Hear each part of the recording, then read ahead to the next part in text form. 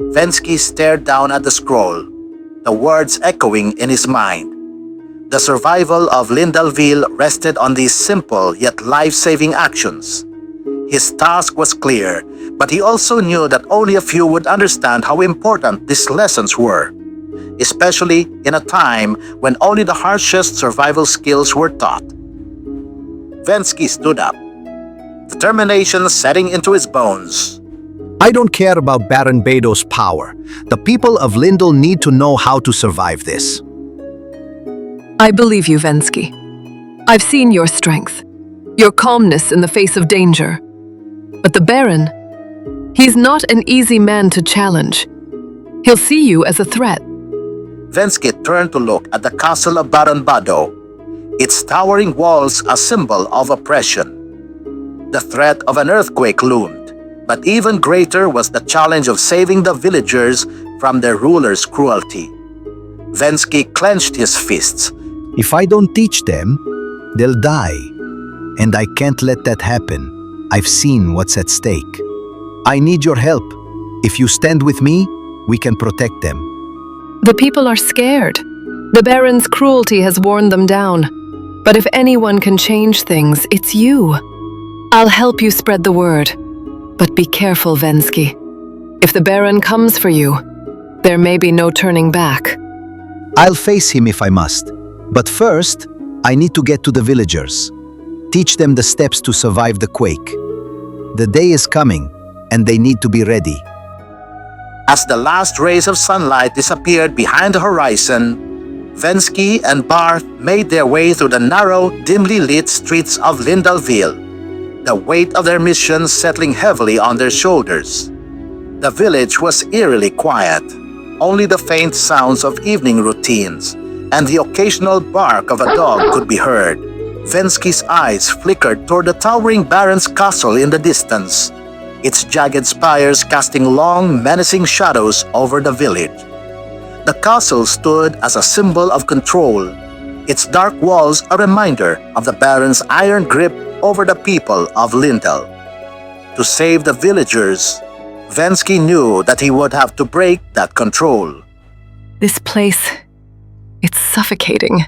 The Baron's reign has held the village captive for far too long. I don't care how powerful he thinks he is. The villagers deserve more than this. They deserve to know how to protect themselves from the earthquake. The disaster will be here soon, and I need to teach them before it's too late. The Baron won't let you. He'll stop you. He has too much power, too much pride. I'll face him. But the earthquake, that is the real challenge. We don't have time to waste. The two of them stopped in front of the tavern, its warm light spilling out into the streets. Venzki could feel the heaviness of the moment. The village was running out of time, and he could already sense the earth shifting beneath their feet, metaphorically and literally.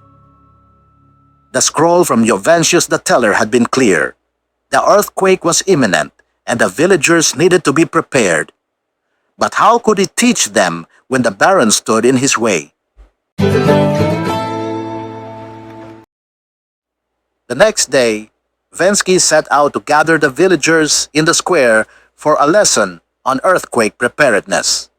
He had planned everything: how to properly secure homes, where to seek shelter, and what to do during and after the earthquake.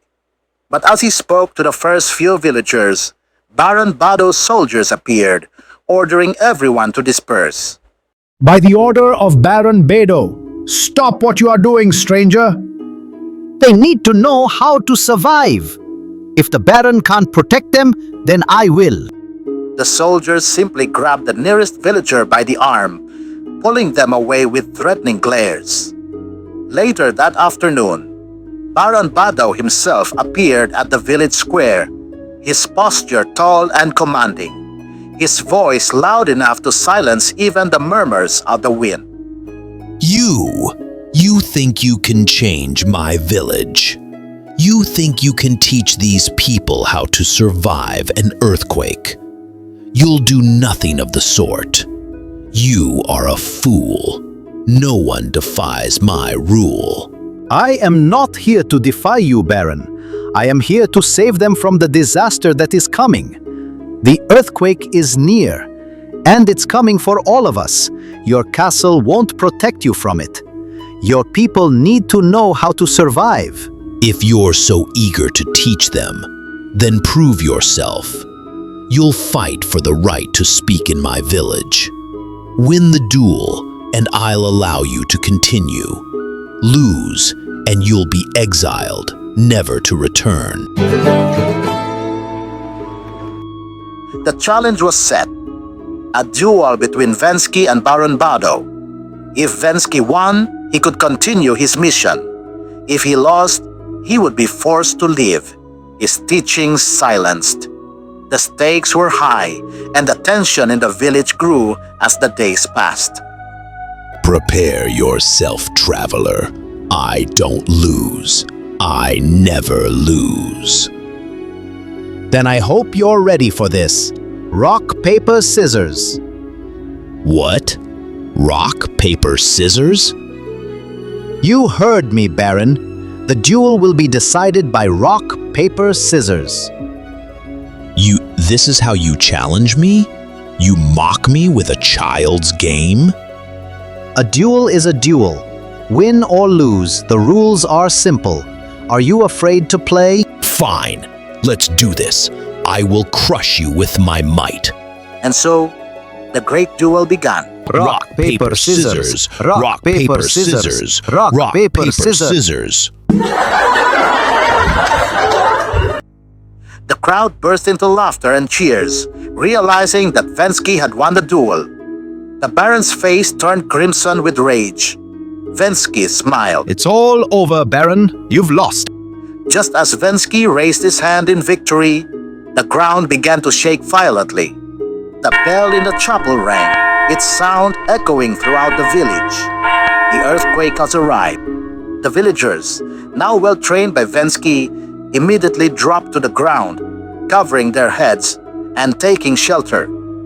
The Baron, stunned by the tremors at the loss of his duel, stumbled. As the shaking intensified, the Baron's castle, already weakened, began to crumble. The walls cracked and the roof caved in. The earth trembled beneath their feet. When the shaking finally stopped, the damage was clear. The castle lay in ruins, its proud walls reduced to rubble. But Venzki's teachings had kept the villagers safe. The Baron, stunned by the destruction around him, stumbled toward Venzki. I was wrong. You saved them. It wasn't just me. It was the villagers too. Together, we survived. As the tremors subsided and the air calmed, the villagers gathered in the village plaza, just as Venzki had instructed. They stood together, a united group in the open space, far from the dangers of collapsing buildings and falling debris. It was here that they were safe, standing shoulder to shoulder, ready to rebuild and move forward.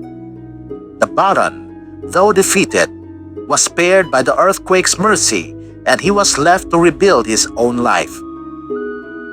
But the villagers, empowered by their newfound survival skills, were free to choose their future.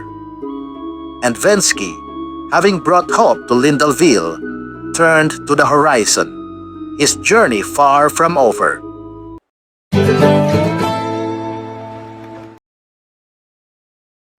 Venzki rides onward, the horizon whispering his name.